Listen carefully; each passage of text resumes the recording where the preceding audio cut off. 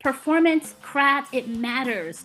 But you also have to get into the psychology of the people watching, which is what in the world are you going to do? Like, what are you going to give us to hang on to? Like, what's that thing that we're going to be able to know that you've left us with?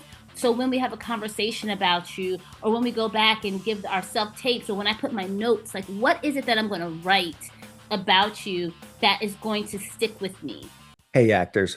In this episode, a casting powerhouse who spent 17 years at Tyler Perry Studios reveals what actually gets actors remembered and booked. Of course, I'm talking about the incomparable Rhavynn Drummer. Then we also hear from Chad Darnell. He's a Renaissance man, a writer, casting director, producer, actor. And our good friend Al Dollar, the actor, the talent, comes by, and both of them bring real world insight into the conversation. Then, of course, Brett will break down where tech is taking the business. And somewhere along the way, I get heated, passionate about the audition nonsense that actors have been told to accept for far too long. So this episode, it's about self-tapes, callbacks, confidence, casting psychology, AI, and some, well, uncomfortable but necessary truths. So this is a big one. Buckle up, get ready, and enjoy Tech and Talent. Tech and talent.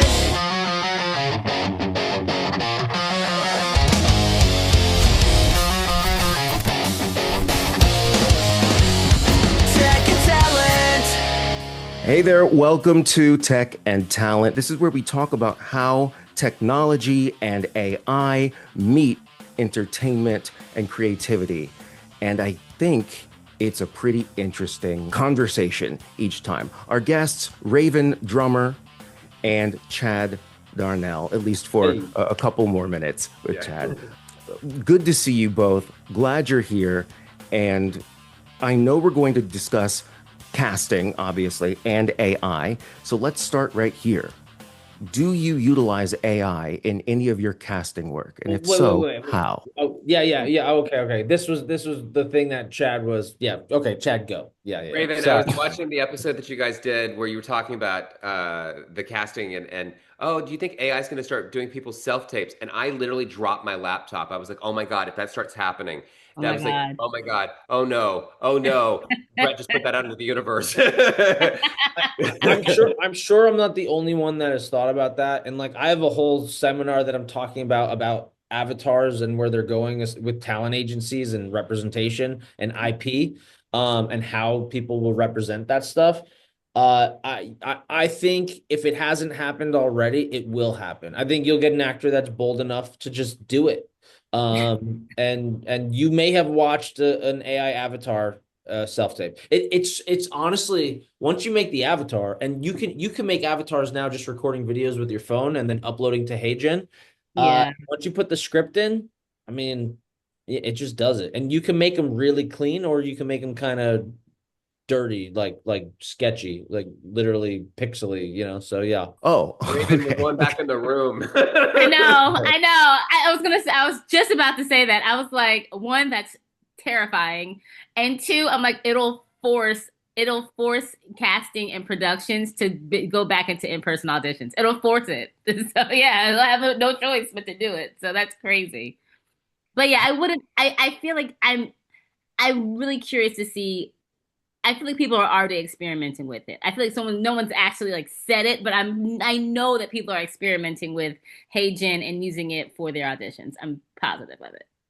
Are you utilizing it in your own organizational process to know which talent to call back or however you work? Are you using AI in any way in your business? I am not so I'm not no, honestly. So when it comes to casting, I have not used AI in any way yet. It's still like very much old-fashioned way, still submitting, still going through breakdowns, all of the above. Based on what you just said, I'm like, huh, maybe there is a way for me. I feel like if there was anything, I think the administrative part of casting, it can be a really big help. So Yeah. helping us organize who we've seen, helping us organize our notes, helping us make our, we have to do these big detailed cast lists with, at the end of every project. I think like that is actually a really great way that AI can help on the administrative part of it. But I have yet to use it. And now that you said it, I'm like, I'm gonna try it on my next project for sure. You, For You're welcome. yeah, sure. Chad, go Thank you. ahead. Yes. Yeah.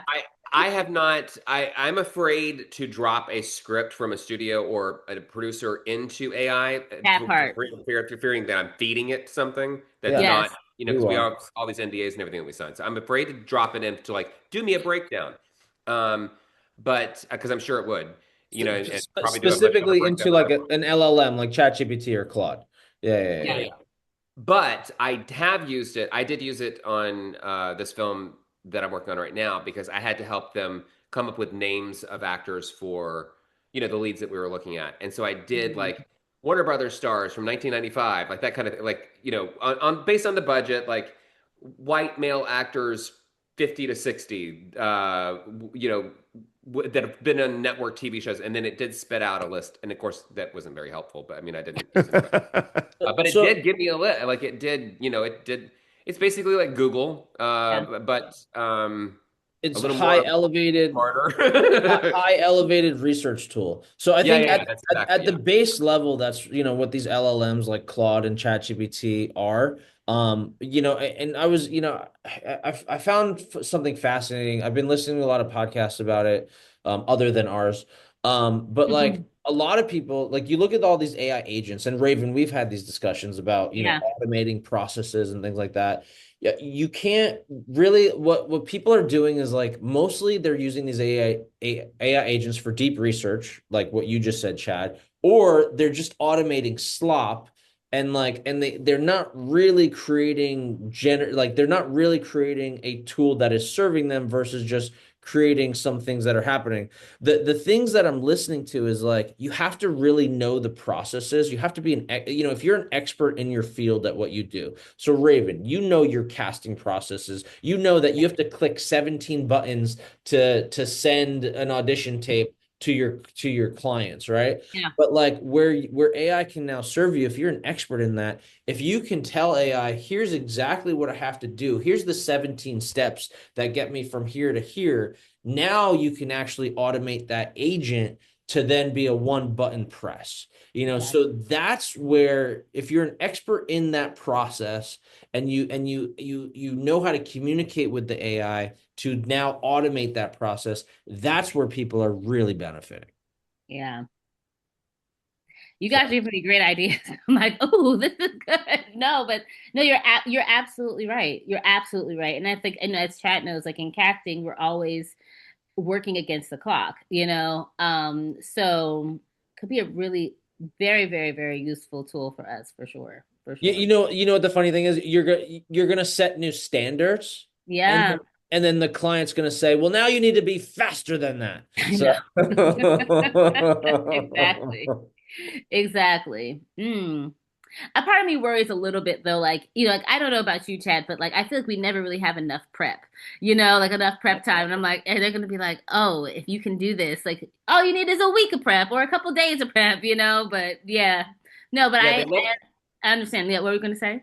No, I was gonna say they love to tell you like, oh yeah, we're gonna hire you like, oh next week, next week, Yeah, next week, and yes. it's like, okay, we start shooting in a week, and it's like, whoa, whoa, whoa, whoa, whoa, whoa. It's gonna take me a Exactly. week to fight break down services. Like, come Yes, on. right. exactly, exactly, See, exactly. that's something where I think can use AI. I mean, like breakdown services is the slowest thing ever, Gary Marsh. Like you need to update your technology, Call like them to, out. to get a breakdown up, to make adjustments. You can't even make Yeah, adjustments after you submit it. And it's just like it doesn't have to be.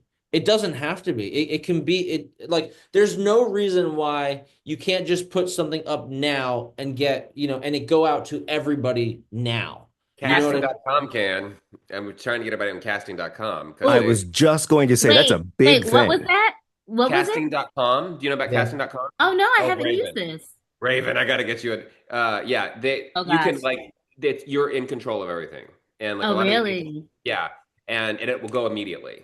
And you can edit. And it's the Okay. same. But So yeah, without having to send forms back with, Make it giving in. them credit, and then that'll Yes. hold you up because you need the producers to sign off on it. Or, Gotcha. are you going to have animals with guns in your, Yeah. stupid questions that come back? I know. Yes.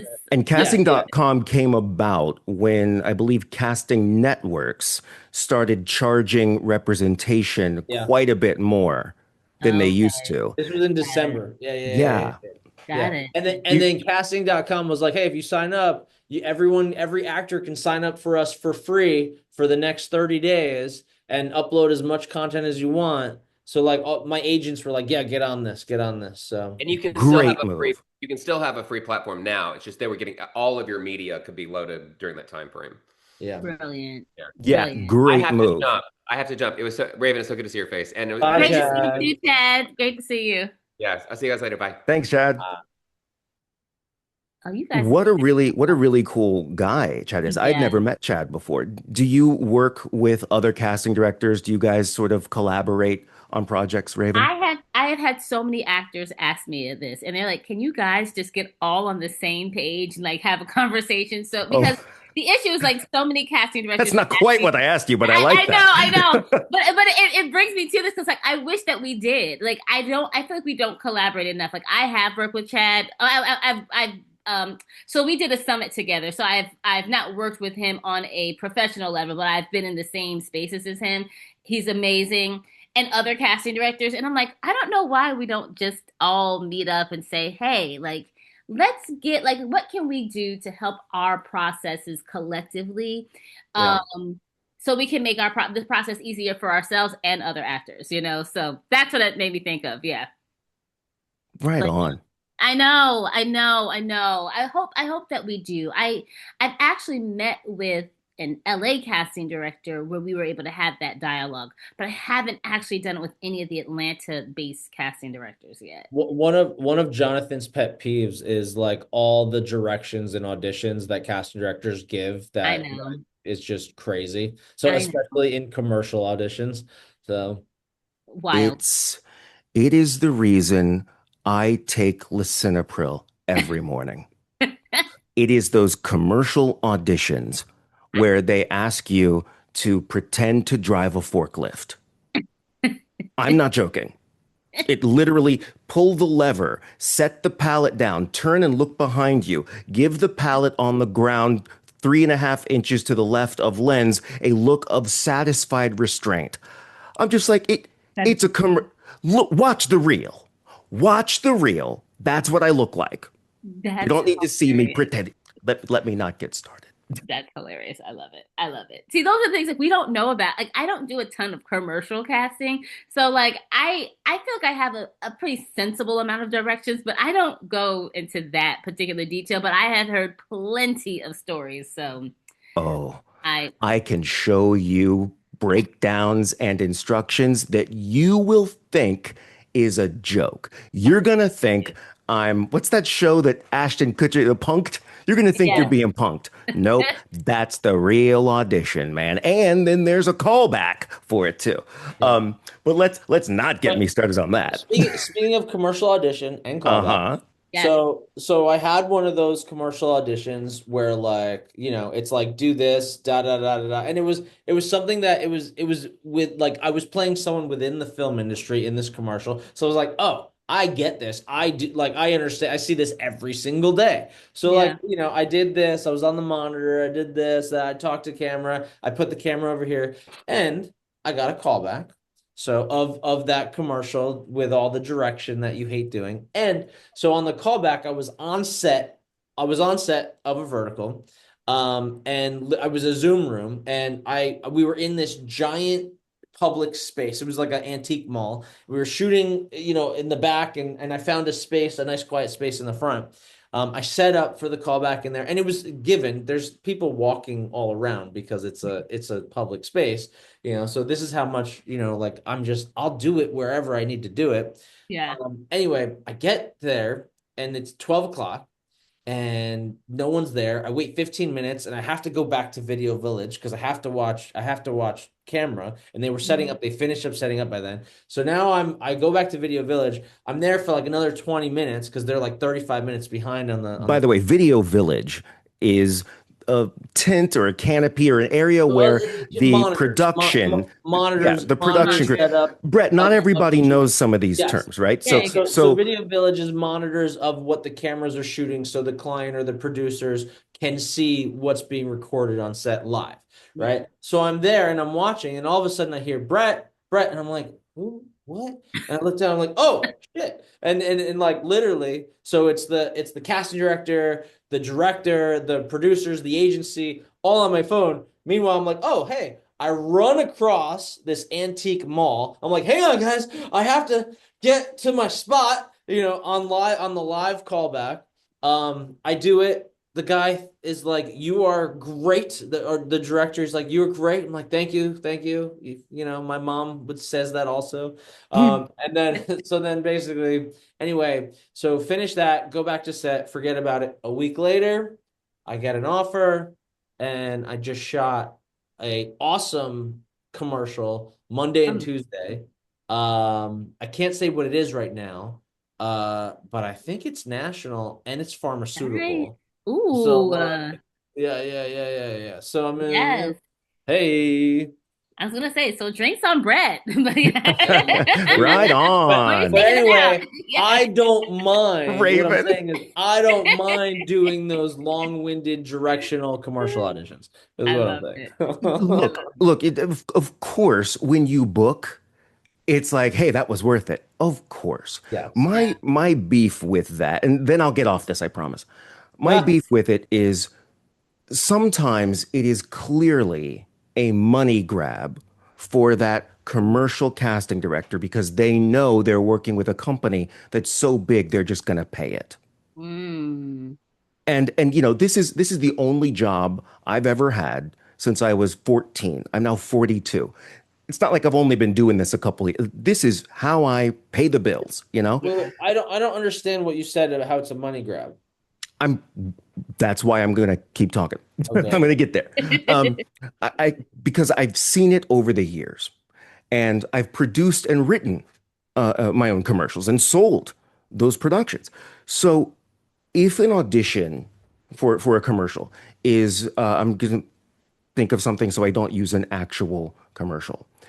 Let's say, you know what? No, I'll use a real one. It was an insurance company, and they were looking for a female Caucasian over the age of 55. And there were different actions that she was to do in the audition. One of them was walking with her husband, looking at storefronts. So the actual actions there, walking, looking. Now, in your self-tape studio in your living room, you want the lady to walk like what, in a circle, in place? I get it. But there's nothing she's going to do in that tape that if she has a reel, she won't be doing in that commercial reel. Now, I get that you're going to need a slate because you want to know that she looks the way she looks. Fine, slate all day, great. But to walk with her husband and look at storefronts, and then action number two, it said, now you're walking carrying shopping bags. Mm. There's nothing there that can't be cast in a lunch break between bites of your egg salad sandwich. I know Jeannie because I've cast Jeannie before. Jeannie would be great at this. Let me Yeah. send her reel over. To be the devil's advocate, not everyone has the amazing reel that you have. And I think that there is an element of, can this actor take direction? There is an element of seeing Then like, give some direction. If you want us to take direction, give some. well, I mean, in a world of self-tapes and not being in the room anymore, this is the way that they do it. Now, they normally, like back in the day when we would be in the room for commercial auditions, you'd have a session runner who would bring 10 people in the room at one time and I say, hey, remember that. here's what we're looking for, these are the beats, da da da da da da da. And it was, and then that was the direction. Where I Yeah. think some commercial casting directors have taken that, they don't have the in the room session runner anymore, so they try to be as very specific as possible, not knowing that they may be confusing certain people. So I understand. And I won't push too hard on it, but I'll tell but you, but when they're like, taking when they're like do 14 different takes of it, it's like, okay, that's a little ridiculous. But anyway, continue. I'm sorry. it's okay. I'm just saying if and Rhavynn, please chime in anytime you like, obviously. Yeah.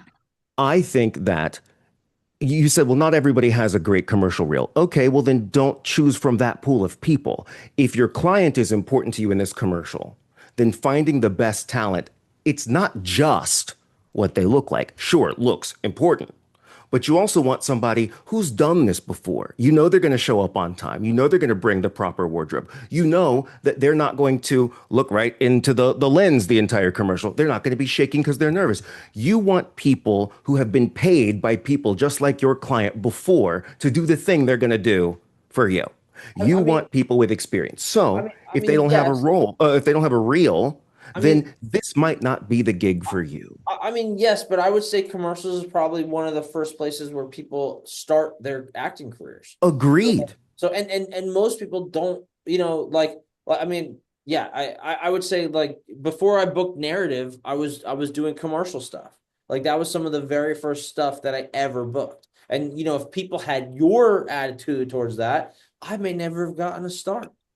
Not every single commercial, not every single role, but if it's 55 plus woman walking, Sure, you sure, don't need sure. you don't need a Well, self tape for that. That can be a direct book. And part of, oh my gosh, all right, I'm going to stop after this. I think part of casting, and Rhavynn, please correct me if I'm wrong, but Yeah. I think Oh, I yeah, think go for part it. of casting, it's not just you're not just the director of compiling. You actually are making decisions, looking at people and saying, who do I want to send to the client, my client that is casting this, right? So I might say, okay, you don't need auditions for this role, Mr. Client. I've worked with Jeannie a million times. Here's her picture. Here's her slate. So you see her. That's our 55 plus walking through the courtyard. Now I can spend extra time on the guy that does speak or the spokesperson that is delivering the message. client is still gonna say, "Give me more options." Well, I was go. gonna say that this is a really good conversation. And to be a casting director, like, you're in the middle of both of your arguments. And so I have been the person to be like, why do we have to audition this particular role if it's like we've had 98% of what I do is speaking, but we've had like those one other like really intricate featured extra typey roles, and it's like it's always been a thing. And from a producer standpoint, and I didn't understand this until I was in the seat of being a producer. It was because this is a trust game. I have to have the visual. I have to see as close as I can see and the to what it's going to be, and the only way I can do that is to actually have it in an audition. Like, the reel wasn't enough. They had to have it, like they had to actually see it in the audition. So I feel like, one, from a producer standpoint, and also knowing that that producer has to answer to somebody else who's going to ask them, why did you hire this person either without an audition or without the reel or whatnot? And then there's a whole thing. So for me, I understand. I do understand why that particular casting office is asking, based off of knowing what the producer and then the studio, the pressure that producer and the studio is on. But from a cast Sure. standpoint, I do think that I have been in the space of like, why are we doing this? I understand. So I feel like I'm in the middle of understanding both of what you're saying. Sure. And now I want to clarify something though. I'm Yeah. not saying there's no audition, period. I don't think there has to be, but if they want an audition, that's when I would do a Zoom call back. But Mm. instead of spending the time on a Zoom callback asking Jeannie to pretend to walk through the courtyard and look at shops. I would rather Jeannie meet producer, talk about her experience, have a little bit of an exchange. So the producer goes, Jeannie, she's funny. Oh, you know Paul? I worked with Paul. So now they have a relationship. They know each other. That's where trust is built, not Mhm. pretending to walk in place in your self-tape studio so the producer sees what you look like from like the waist up walking. This- That's what the reel is for. The audition, the in the room, whether it's Zoom or in person, that is so it's like a job interview. So you can meet that person. I think Yeah. there's a way to take full advantage of that time. And I'll give you one example. I booked this gig too. It was a Zoom callback for a large grocery chain in Yes. the Southeast. That's probably more of a real estate company than a grocery company. But the callback was it was to sit at my. This is what the director tells me. Hmm. And I had worked with him before too, and that's probably why he cast me. But it was to sit at a computer, and he said, "You're looking at the screen. It's not a smile. It's not too serious. You're just looking at the screen because you're reading an email. You're watching a thing, and it's a slight pleasant look." I said, I'm doing that now. Like as you talk to me, I'm doing that. And he goes, Jonathan, stop it. Just do it. And I said, okay, okay, okay, okay, okay. And they said action. And I just sat there and he goes, perfect. And I'm sitting here going, we had to be on a Zoom call with eight and eight. You know, the executives turn the camera off, which is fine. We had to be there with eight so they could Yeah. see me do that. Point is, I was Yeah. already doing it. And now I get why. I get why they're doing that because there are so many people involved and blah, blah, blah. Yeah. But I think there's a better way in those situations. There may be a better way, but there's so many cooks in the kitchen that they Sure. all want to be a part of it. Like Yeah. that's you know, at the amount of productions that I've now produced and cast, like that's what I see. But I'm Like, specifically referencing commercials that, uh, but think about commercials too. Like you have your creative team on the production side, you have your director and your producers in the production company, but then you correct. have the marketing team, and then you have the client. So Hmm. so you have the people from that own the product and their opinions. You have the marketing team who is there, who's between the client and the production company, and then you Yeah. have the production company who controls the director and the casting director, Hmm. and then you have the talent, and then the crew, right? So there's so many cooks in the kitchen. So and in that audition process, the casting director is making sure that the director has some creative elements, but really the production company that hired the casting director is asking the casting director to service them and all their needs, and their needs are coming from the marketing company and the standards, and then that marketing company is under pressure because if they don't deliver a good ad for their client, then they're going to lose that money. You know what I mean? Right. So, like, I'm with you. I understand and I and, agree. and then the people in the marketing company or the people in the product have no idea how to make a commercial. They know how to make a Right. pharmaceutical or a toilet bowl. You know what I mean? Yeah. And Yeah. they're Yeah. relying on the marketing team and da da da da da. I'm So I, I understand what you're saying, and what I'll do is I'm going to move on to another question I have for Raven, so that I don't dominate that whole conversation with my bitterness. Raven, But we hear you. Yes. in the new world of vertical and Atlanta being, is it still the number one market for new film TV? what, I hope Atlanta? so. I hope so. I'm I not don't know if it's sure. I don't know if it's the number one market. Like I think all markets have slowed. I mean, I hope so too. I do see TV film commercial stuff coming back. Scooby-Doo starts shooting in Atlanta like this week or next week. Oh, So nice. yeah, Nice. yeah, yeah. That's a My series. question for you, Raven, is because the casting process is so hurried and Mm, so frantic, and you're dealing with vast numbers. yeah. What is it that you look for in let's say a vertical casting Ooh. versus what do we call this? Cinematic, regular? I got to have a name for this, or I'm going to keep going. What do we call it? Horizontal, Horizontal. traditional. Yeah, Horizontal. Okay. horizontal. Okay. Yeah. Is there a difference that you look for when you're watching an actor? I'm not talking commercials. When you're Yeah. watching an actor for a vertical versus a horizontal. Yeah. I think that actors auditioning for verticals have to ground the actor in that particular world. And what I mean by that is that world is different from horizontal worlds. So I think that when actors make choices knowing that I'm auditioning for a vertical, knowing that the genre has a type, knowing that there's an air that I need to be aware of, and I don't need to go to the moon with that, but I need to ground it in that world. That to me is what I'm looking for when it comes to verticals. And I think, Wow.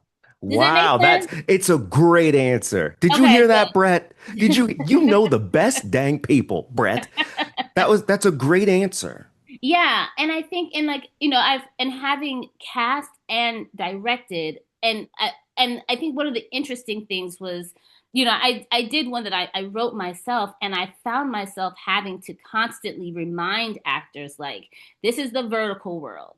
So everything, and a lot of actors are being trained in horizontal world where there's a lot of training toward groundedness. There's a lot of training toward specificity and towards subtleness, which is still important, but understanding like, okay, well, how do I take that into the vertical world has been something that like really good actors, I was like having to remind them to adjust to the vertical format and what that means. So in the It's theater. audition, yeah, so in the I audition, look at it as theater. Sorry, go ahead. yes, it is theater. It absolutely is theater. So when it comes to auditioning, being aware of that, like those are some of the things that I'm looking at in auditions, specifically for verticals. I think there's I agree and disagree. Um, Mm-hmm.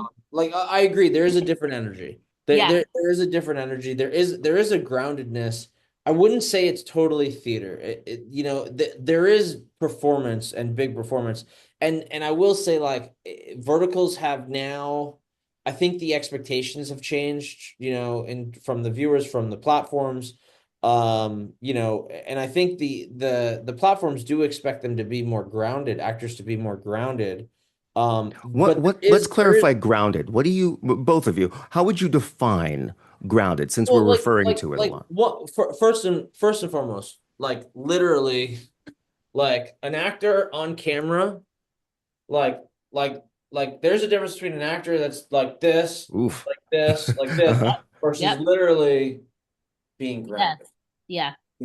So but like that also plays into energy and deliverability. Like when I say that, I Real think quick, for those of you just listening, what Brett was doing was he was standing up at this point. We can see him from like his pockets up, and he was shifting his weight from one foot to the other. It looked like he was in an earthquake. And then yeah. he Yeah. stopped and said, when I stop and I'm still, that's sort of grounded. So And, Sorry, so but Brett, and keep just that's going. and just but really quickly, when he stopped, he became the main character of the frame. And I think like that was something. It felt like when you're swifting or shifting that you're supporting. There's something about being able to stand in that space and take up that space that feels like, oh, I'm paying attention to Brett now. Okay, all right, keep on going. but that's but Awesome. so like but there's like two meanings to being grounded, right? Like there's that which is like being stable and grounded in frame, like physically, right? But Yeah, then like you could also take it as being grounded, like being more down to earth and real versus being over the top performance, yeah, right? So you can kind of take it with two definitions, right? But on camera, like being more grounded, can be like literally settle yourself, put yourself into the ground, or bring the performance down. And what I like to say to actors is like, don't bring the performance, don't bring the energy down. There's a difference between performing for big in theater in the back of the room and performing here, but having the same energy. You know yeah. what I mean? So like Yes. yeah. Yeah. And I think, I do think that verticals is still big energy, but I don't think that the platforms want cartoon anymore. No. You know what I Like mean? You know what I mean? Yep. So The way I often teach it, if someone's going to do vertical, right? I tell them it's still real. It's not over the top. Over the top means it's too big and it's not realistic. We don't believe it. We see the performance. What I Yeah. tell you is whatever that choice is or whatever that reaction is, just take that one step further in that actual reality, in that world. So it's not a oh, that kind of sucked. It really sucked. It's not Yeah. I kind of like him. It's I'm in love. Yeah. It's the choices that elevate, Yeah. that go up and become more urgent, more intense, which Yeah. makes the acting more elevated, more intense. But it's not too big. We've just lifted everything up a little bit. Yeah. That's great. That's how I teach it. Very yeah. So complete. if it's Perfectly. horizontal, maybe everything completely lines up with the way you envision it or the reality, whatever. But when Yeah. we're doing a vertical, it's like if you're looking at two rulers next to each other, just move it up one. That's great. It's easier to bring an actor's energy down than it is to bring it up. 1,000% agree. An actor's, okay, Yes. okay. 1,000% agree. Yeah, yeah. And By honestly, energy. yes. And most actors though, but I think like from a casting standpoint, um, I think actors are afraid to go too far up, you know? And so a lot of times I feel like we're doing a lot of bringing actors' energy up, and so because Mm. very rarely am I bringing someone's energy down. Right. And when I am bringing it down, uh, to me, it's like, oh, they're not quite on the money, but I can work with this, I can play with this, I can adjust this versus are we ever going to get there, when we're trying to bring it up Yes. the other way. So I You agree. told a great story on a previous episode. You talked about working with Tyler Perry, Yeah. which, of course, you worked there for how long? Long time. 17 years. Yeah. Yeah. I Yeah. mean, if you had had a kid when you started, that kid would almost be an adult, you know? That's a Yes. long time. Yes. Yes. Yes. Yes. Can you give us a brief reprise of that story? Yeah, I mean, here's the thing. Like I love callbacks and I miss callbacks. I hate Zoom callbacks. And Huh. I do.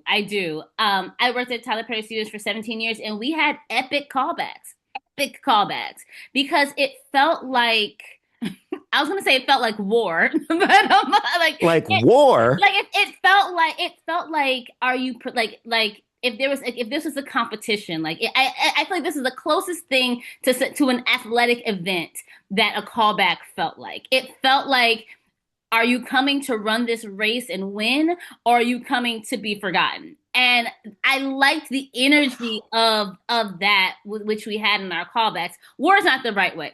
It felt like a race. Oh no, I love it. I think that's great. I love Yeah. you're like battling. It's like Yes, like what, it yeah, was that, and it wasn't in any type of negative malicious put way. down way, Yeah, but it yeah, was like who came to bring it, like who came yeah. prepared, like it was the Olympics of auditioning and callbacks, The thing you said when we had this conversation last time is like you said that the people who did it more theatrically and performed on that stage versus did it more filmic and were very small and there were Yeah. the people who were theatrical were the ones who usually booked it. Yes, I think it's like the people who knew I am here to entertain.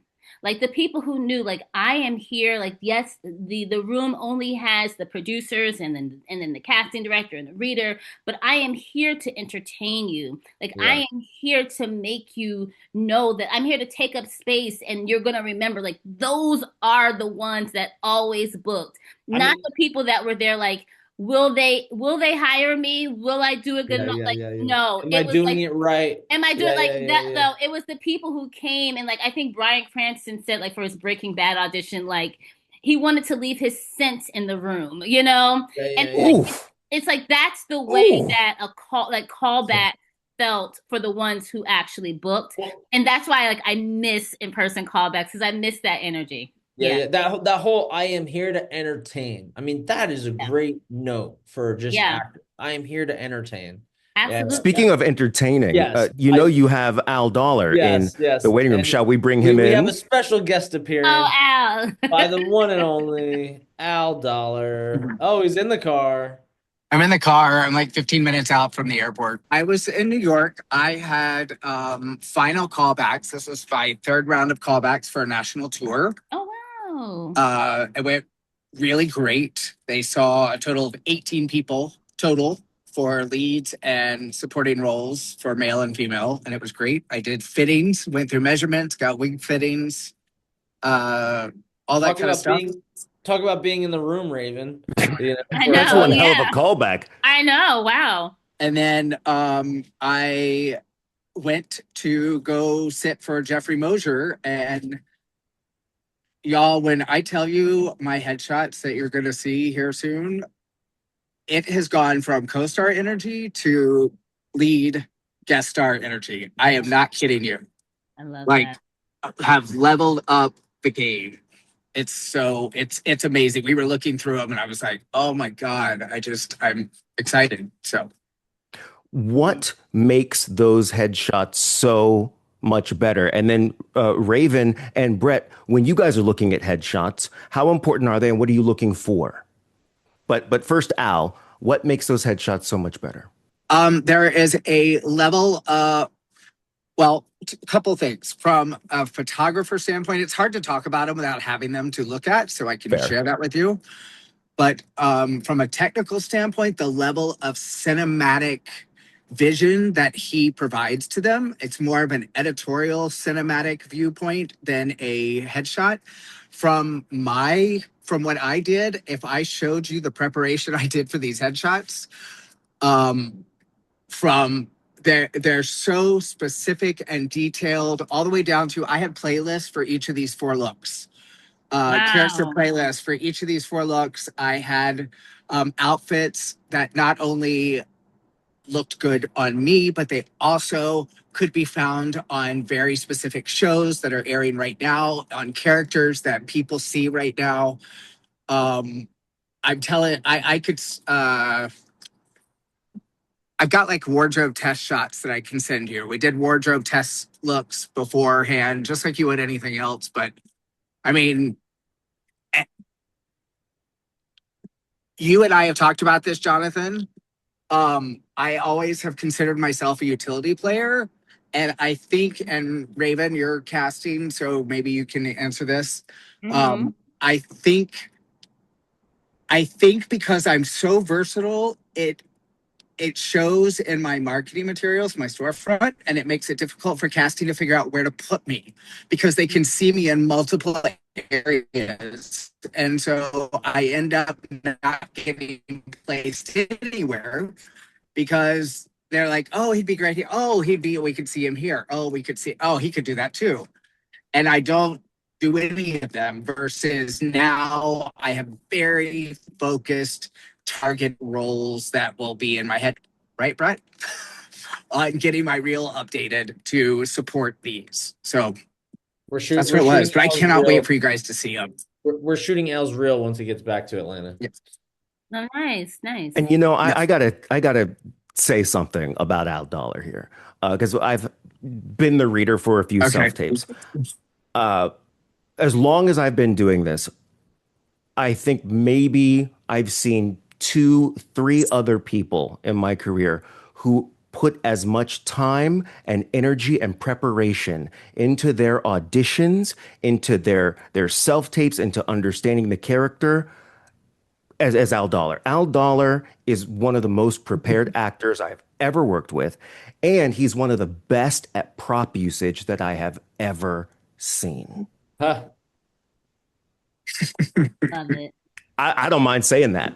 I want him. I've been trying to convince him to put together like a pre-recorded modular course that Love we it. can sell to my students and to actors to really learn proper prop usage and what it means to have a prop serve the scene, why the scene is better with that prop. And I'm telling you, Al, you should write a book. Rhavynn, in terms of headshots, Yeah. Headshots Can I say and something really? preparation. Oh, go ahead. Yes, Can I of say course. something really No, quick? go, Al, go. Yes. Just because I'm going to be in an airport here soon.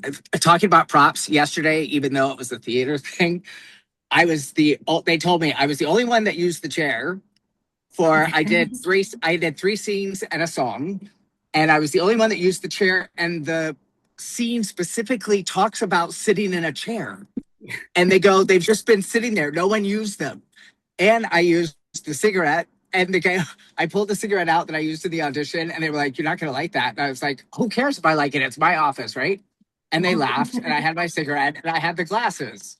So I used a manila folder with papers in it for like the mail that I used in my audition and everything. It was just like full realized scenes in the moment, and it just went really, really great. And they were like, you got any more props over there? And I'm like, no, I've got everything I've used. So I I was gonna say, I know we're talking about headshots, but I love when actors use props. And I'm surprised how many actors don't.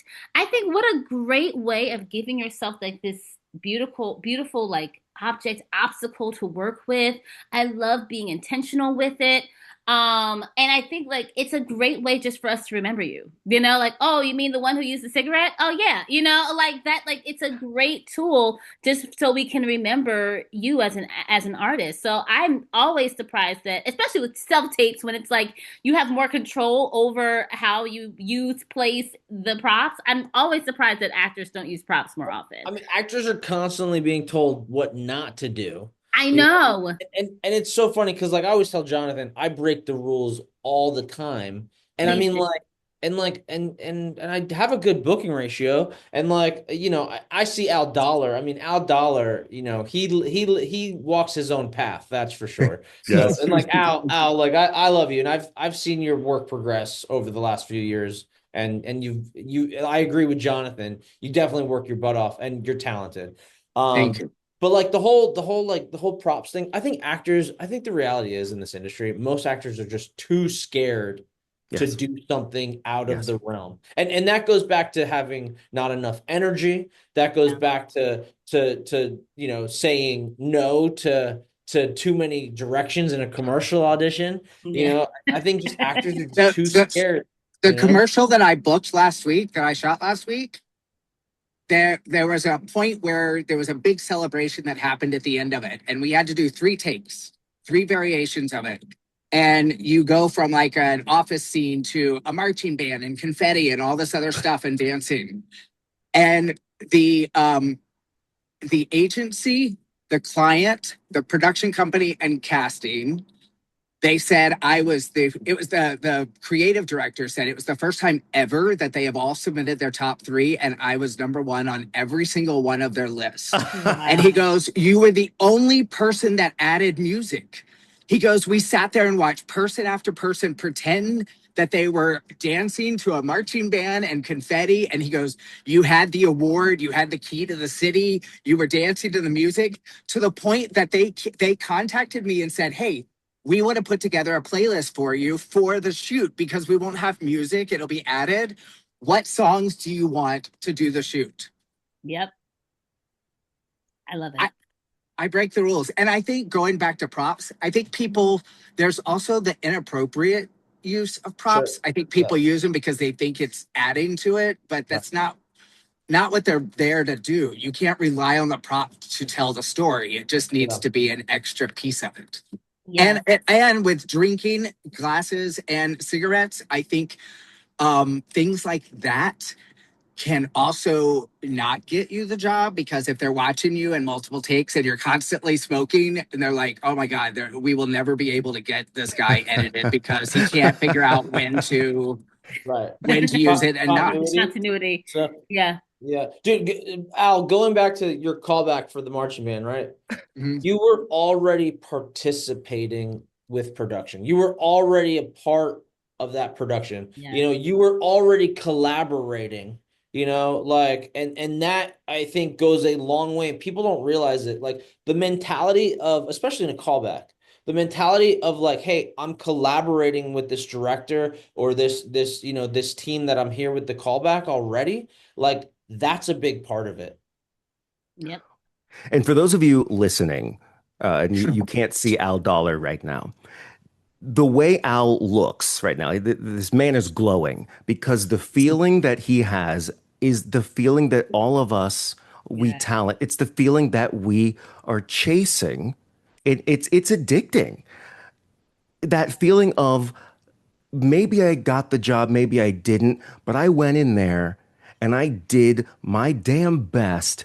And they, whoever they are, they felt me. They were there with me. They liked it. You can't always base your joy off of whether or not you get the job, but you can base it off of how you feel when you walk out of that room. And this Beautiful. man on his way to the airport looks like he feels good. Beautiful. Congratulations, Al. Thank you. Sorry, Rhavynn. Sorry, go ahead. No, that was great. And I hope that all actors really, really hear what you say, because you're in control of like that. There's so many things that you're not in control of, but you are in control of that. And so I hope that actors hear you. Yeah. Rhavynn, question for Yes. you, and Yes. obviously Brett as well. And then, yeah, you can jump into Al. What's one thing that you wish every actor knew or thought about before they submitted their self tape? That if you could just take a minute and say, guys, this will help you, or guys, this will hurt you. What's that one thing? Oh, that's a great question. Two things that I think about. Am I a solution to casting? Am I providing a solution, or am I creating a problem? And the other thing is, am I bringing something unexpected to this role? Am I trying to deliver what I think they want, or am I creating something new for this character? That's two things I think. That's great. Love it. That's perfect. The question is, what is something that I wish actors knew like before they sent in their self tape? Mm. I would say one, I wish that, oh, I don't know why this came into my head, but I wish they knew that there's a possibility of them actually booking. And it's a weird way to say that because I feel like sometimes we get so many auditions and it felt like you just did the audition, but you do know like you can actually book this, you know? Yeah. So Yeah. one, I wish that actors really felt like, oh, I'm gonna book this role or I can book this role. I think the actors that audition with oh, this is my role are the ones that actually book. But I think there's an energy of like sometimes we just get self tapes and it doesn't feel like actors really think that they're gonna book, you know? Yeah. So that's one thing that I would say. And then I think that too, I love what Al said about like, and what am I doing that's unexpected? I think the truth is like, yes, performance, craft, it matters, but you also have to get into the psychology of the people watching, which is what in the world are you going to do? Like, what are you going to give us to hang on to? Like, what's that thing that we're going to be able to know that you've left us with? So when we have a conversation about you, or when we go back and give our self tapes, or when I put my notes, like, what is it that I'm going to write about you that is going to stick with me? Whether that be a choice, whether that be, you know, the moment before, whether that be how you used your prop, like what is that thing that I can remember, hold on to, and then be able to translate and communicate to producers or studio or whatnot. So So, those so I think a lot of that comes down to like the actors having ownership of the scene, yeah, right? And that one gives them the confidence. If they have ownership of it, then they know that it's their scene, and if it's yeah, their scene, then they can book it. You know what I mean? And with that being said, like sometimes, look, the prop usage and great prop usage is great. Like Dennis Quaid in and the day after tomorrow, he has this sprinkler that he's talking to Jake Gyllenhaal and he's watering this plant, and it is the most amazing sprinkling I've ever seen. But sometimes it's really just about being in the relationship and the character of what's on the page and forget about all the other fancy shit. Like yeah, just live in it. Just really just be in it. And that goes back to the ownership. And like obviously there has to be a skill set, there has to be some preparation there. But I yeah, agree with you. Like there's so many actors that just like call it in because they don't necessarily think that they can book it. And Yeah. it's sad because sometimes like they're the ones that you're hoping like I hope they just nail it because they're the one I wanted to book and it ends up Yeah. being a total flop or a total shit Yeah. show. Yeah. So Totally agree. Yeah. I love that. So create something new. What was the exact wording that Al used? It was Unexpected. Uh, unexpected. yeah, Create something something. unexpected that serves the character or serves the story. So you don't want to, like Rhavynn said, something that casting walks away with, like they used a prop, but you don't want to be like, why did I sit there and watch them eat the whole time and I have no idea what they said? So you Yes. want to create something unexpected that serves the character or serves the story. And as Brett said, you've got to own it. And in order to own it, you've got to believe that you can book it. You've got to do the work and bring that character to life. That's the only way you can own it and make choices that are serving the character. I'm You And just arriving to the airport. I'm going to jump off. have a all safe right, flight. later, Thank Al you, Al. Dollar. He Safe trip. buttoned that Thank up you. yes, beautiful. perfectly. And just to give you like a little bit of like intentional usage with prop, I did a workshop this weekend, and the scene was this particular character. She's a writer who's having writer's block, and she's totally like unhinged. And she had decided the actress decided to use like a glass of wine. And so there's this line, and like the other character says something like, "Do you have writer's block?" And she doesn't say yes or no, but instead, this particular character chose to take a sip of wine at that moment, like a way of kind of deflecting from the truth of, I don't want to answer this question. So, you know what? I'm going to take a sip of wine and go back to my unhingedness. And I thought that was a great and brilliant use of Yeah. drinking, of the prop. It happened. It literally was her answer. So without her actually saying dialogue, the answer was in her taking a sip of her wine. Like, to me, like that's a really smart, intentional way of how you can use a prop that's going to help you tell the story. So yeah. Yeah. Brilliant. Yeah, I love that. One of the things that I teach my students, and mostly what I teach these days, are self-tapes because it's your way in. You Yeah. know, there's a lot of on-set, on-camera stuff as well, but most of it is the self-tape, and it's not operating in fear. When Yeah. you're afraid, you're not doing your best, right? So Right. one of the things that I'll often teach is instead of trying to read the breakdown and change yourself to fit that, instead of that, Yeah. figure out what your type, brand, I call it your superpower. What's your superpower?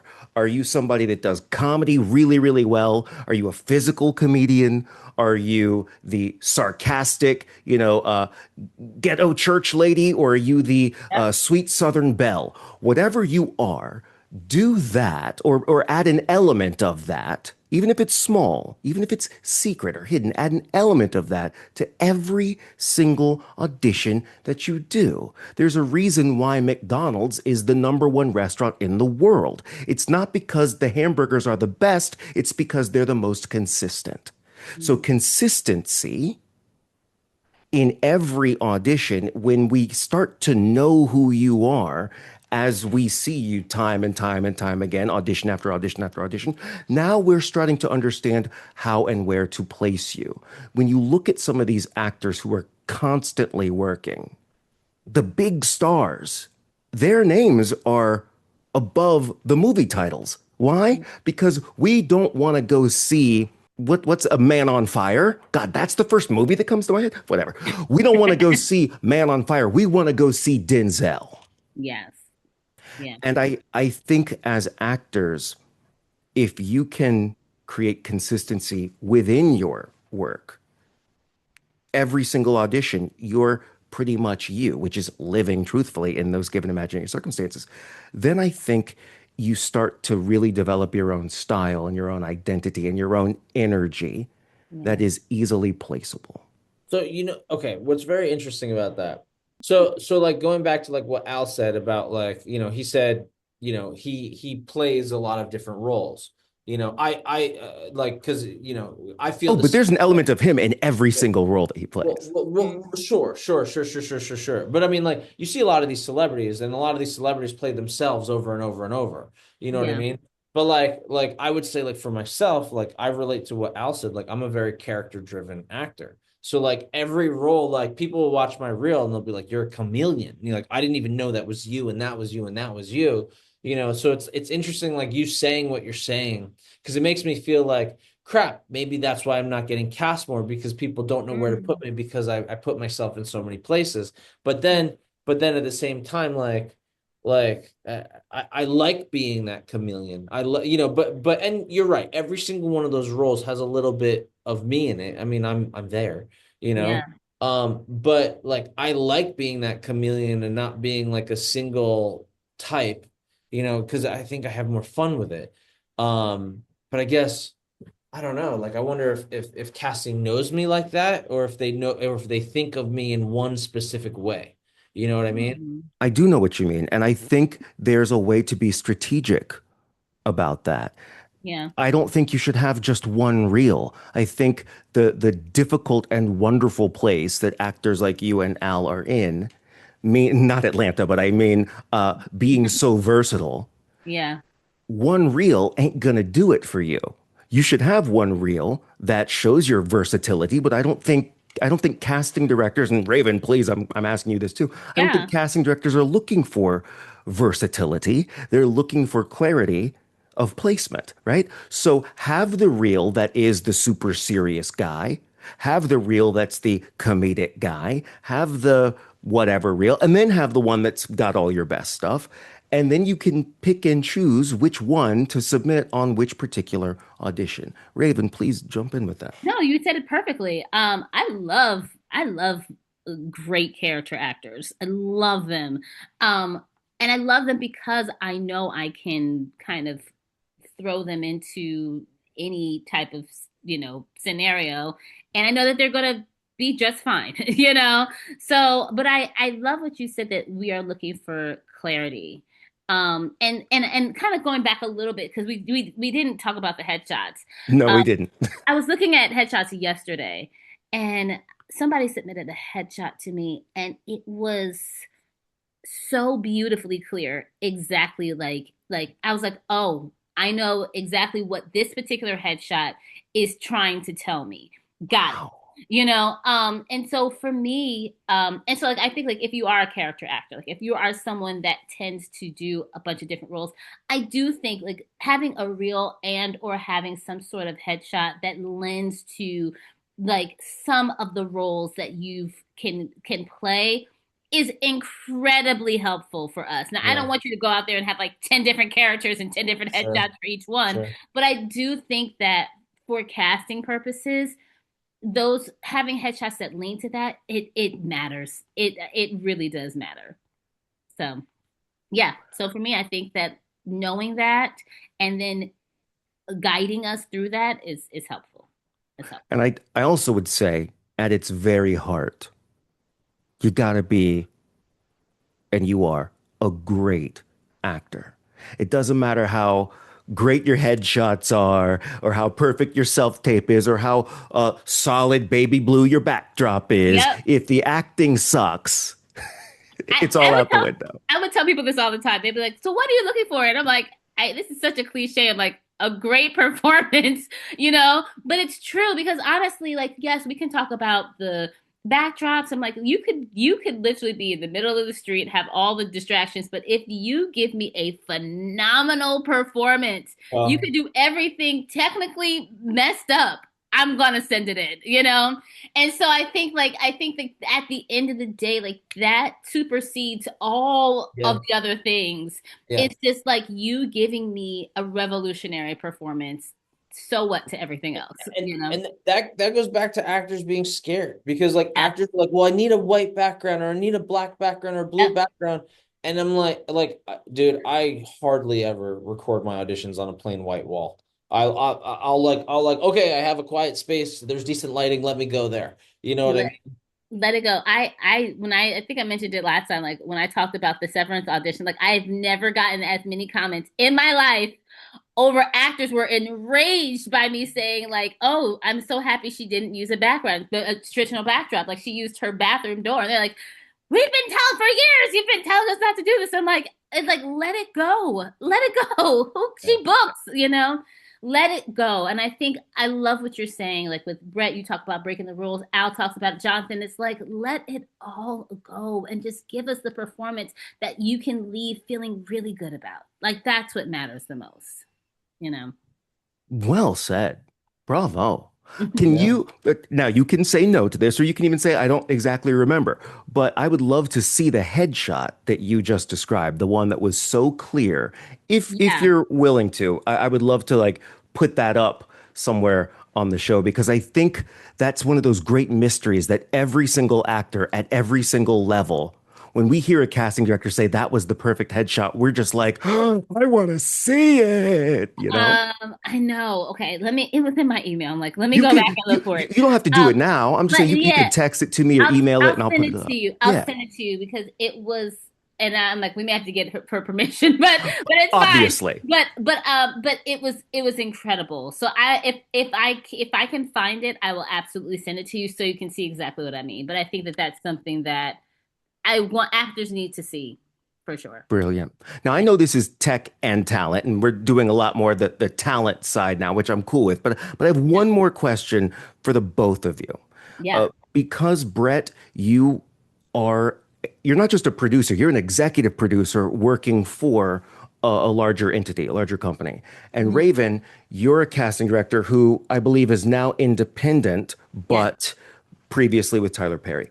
yeah. Can you talk about a time in each of your careers where you either had to or felt like you had to convince the other side to go with a particular person or not go with a particular person? Well, most of the time it's me trying to convince the studio of an actor that I like.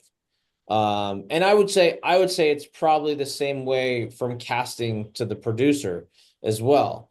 But like most of the time it's like look, I'm an artist, I'm a creative, like I understand casting, I understand actors, and like most of the time I'll agree with my casting director unless it's like way off or it's their first time casting and they just don't understand like the homework assignment of Yeah. the type that the studio needs, or because there's a type for sure, and that goes for every type of project that you're on. Everything calls for somebody different. Yeah.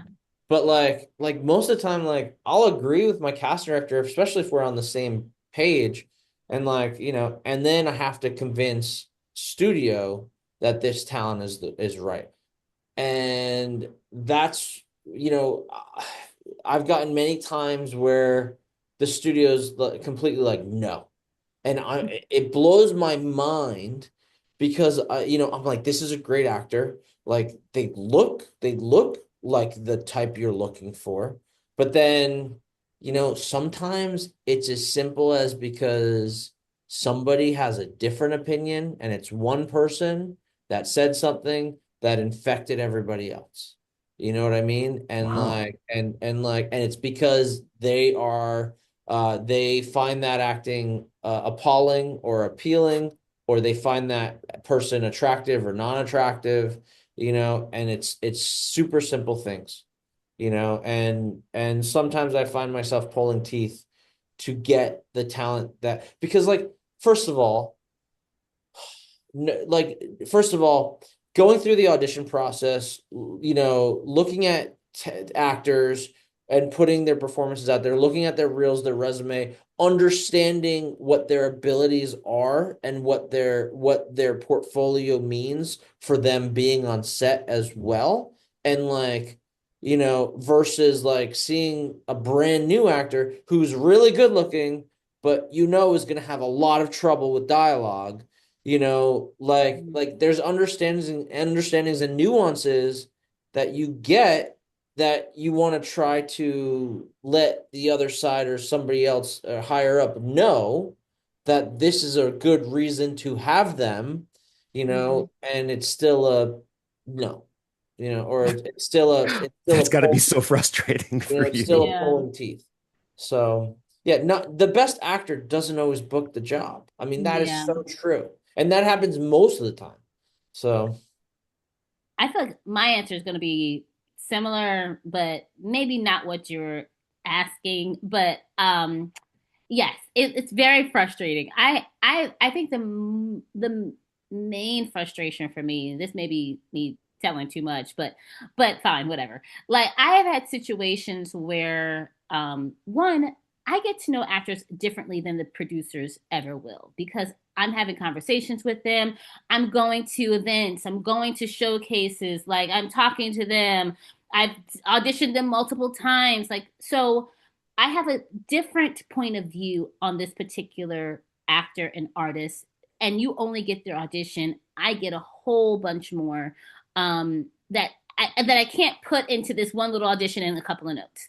So one, that's a frustration for me when I know the story, I know the journey, and I'm trying to fight against all the things that I know that they don't.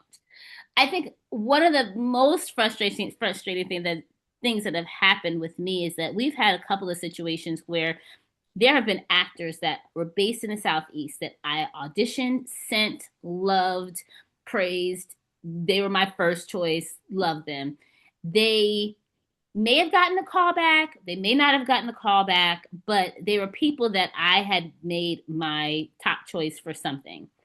And then we've had in the past, especially with TPS, like um we would so LA and Atlanta would audition the same role. So it would be like LA, so if it was like a series regular or a guest star role, like we were both auditioning. I was just auditioning in the Southeast. They were supposed to be auditioning LA.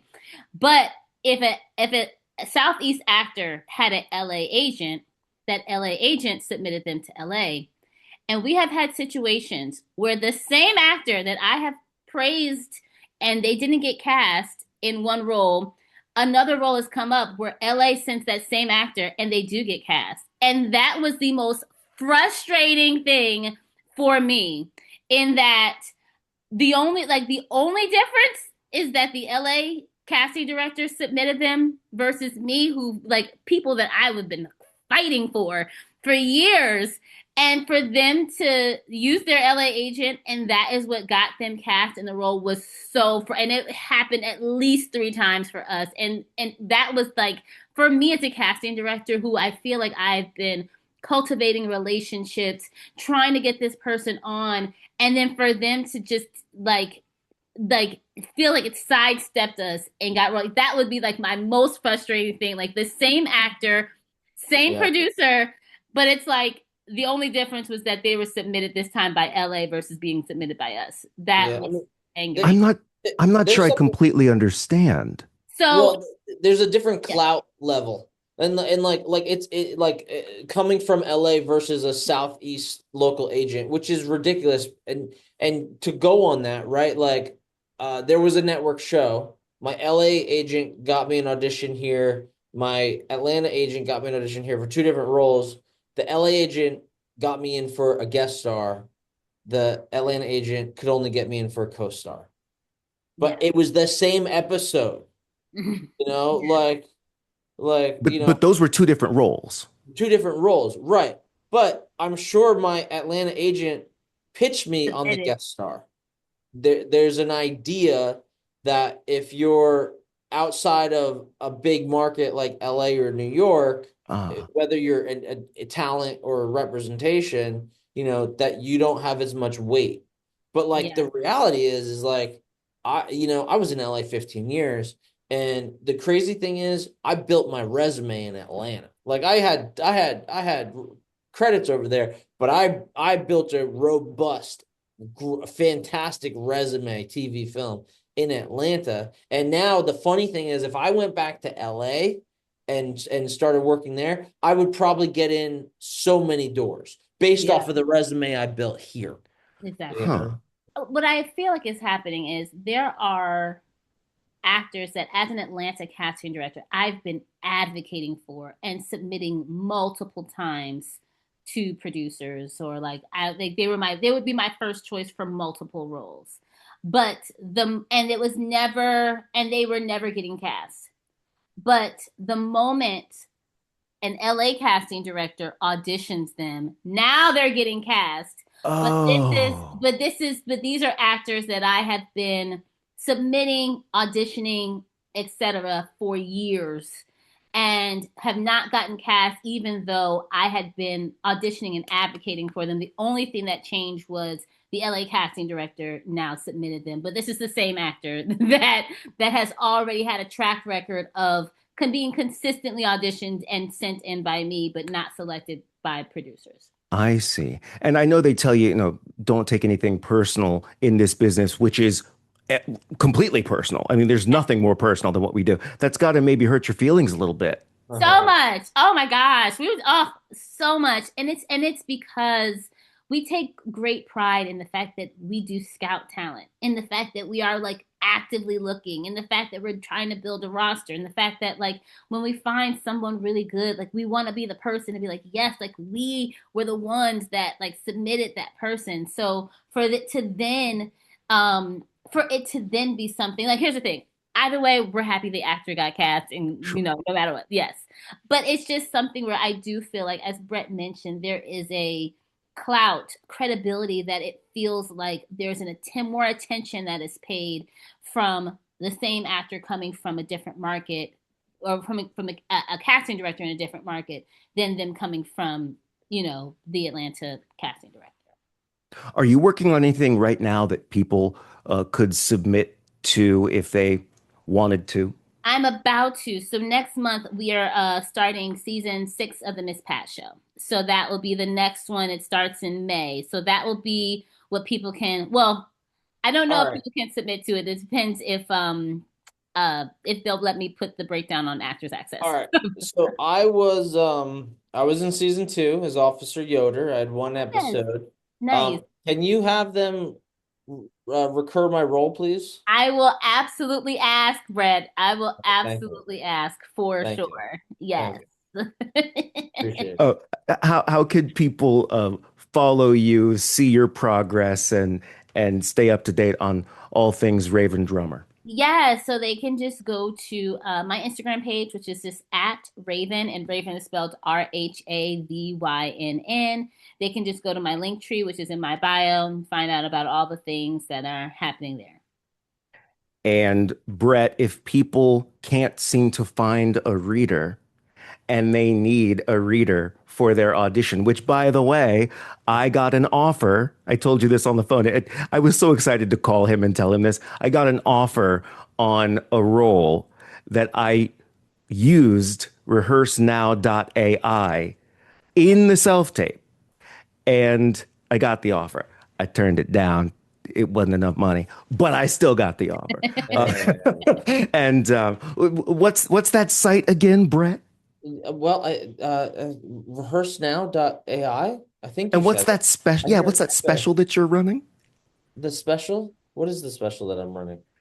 That What? it's now free to try, and there's also a trial. Yeah, there's a free trial membership to it. You can get it annually for $100. Price is going up soon though. So Ooh. if you want the annual membership locked in at 100, get it now. Yeah, man. Rhavynn, do you ever mind an AI voice as an actor's reader? Brett is the person who changed my mind. Like when he showed me his audition, I was like, "Oh, I would have never known that this was not a human." So Brett has changed my mind for sure. That's Yeah, That's amazing. that's amazing. honestly, this is God's honest truth too. So yeah, yep.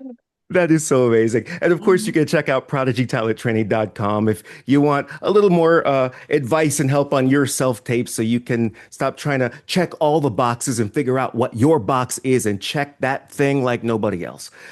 This has been, I think, my favorite episode that we've ever done, Brett and Rhavynn. I think Yeah. Rhavynn, I think you're such a great addition to this vibe. I think you can join us anytime you like. I love chatting with you guys. I love talking about this. I love your perspective. It's very much in line with a lot of the things that I do. So whenever you guys want me, I'm here. Just let me know. Yes. Yeah. Oh, can you say what that show is officially? I booked a big show. I booked Will Trent. Yes. Yes, it aired last week on April 14th. And I used rehearsenow.ai as my reader. Congratulations. Uh, Seriously, dude. And there is a video that you made. Have you seen his video where he's just looking at his phone. He's talking. He's like, this is the way it's supposed to be. You know that video I'm talking about, Brett? I haven't. Yeah, I haven't seen. It is. It's just like how Al was glowing. You Yeah. watch that video and you're just like, this is what we're all chasing. Yeah. That is the end goal, is that feeling.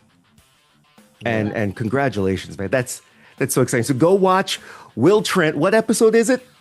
Episode 415. So season 4, episode 15. Congratulations, Rhavynn Drummer, as always. Fantastic having you. And everybody, we'll see you on the next episode of Tech and Talent, where God only knows what we're going to be talking about, but I can promise you it's going to be useful. Tech and talent. Thank you, guys. Awesome. Well done, my friends. Awesome.